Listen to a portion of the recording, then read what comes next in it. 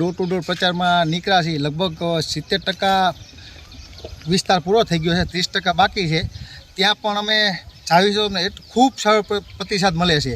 અને બીજું કે અમારે જે 30 વર્ષથી ભાજપનું શાસન છે નગરપાલિકાથી, ત્યારે તો અમને એટલો બધો જનપ્રતિસાદ સારો મળ્યો છે આ વોર્ડમાંથી કે જે અમારા વિકાસના જે કામો કર્યા છે, અમારા જે મોદી સાહેબનું વિઝન છે વિકાસનું, એ વિઝન તરફ બહુ જ આગળ વધી રહ્યા છીએ. અમને થોડા જગ્યાએ ગયા તો ત્યાં 2-3 જગ્યાએ રોડ ને એવું નહોતું, તો એને અમે બાંયધરી પણ લઈ લીધી. ભાઈ અમારી બોડી આવશે એટલે તાત્કાલિક અમે બધા રોડ અમે હાથ ઉપર લઈશું, એને અમે ખાતરી આપી છીએ.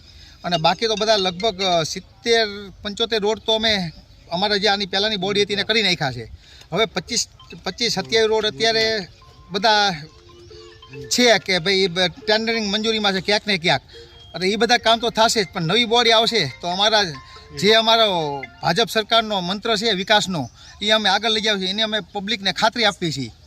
આજરોજ વઢવાણ વોર્ડ નંબર 11માં અમારા કાર્યકર્તાઓ સાથે 4 ઉમેદવારોના પ્રચાર માટે આ વિસ્તારમાં અમે આવ્યા છીએ.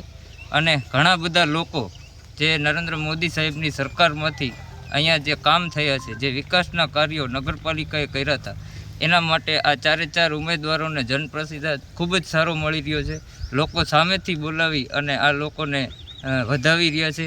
દરેક મંદિરો, તીર્થધામો જે છે એની અંદર પણ આ 4 ઉમેદવારોનું સન્માન થઈ રહ્યું છે. અને જે સામાજિક આગેવાનો છે, જે વિવિધ સમાજના આગેવાનો છે, એ બધા પણ અમારી સાથે મળી અને ભારતીય જનતા પાર્ટીની આખી પેનલને જીતાડવા માટે ખૂબ જ ઉત્સાહભેર અમને સહકાર આપી રહી છે.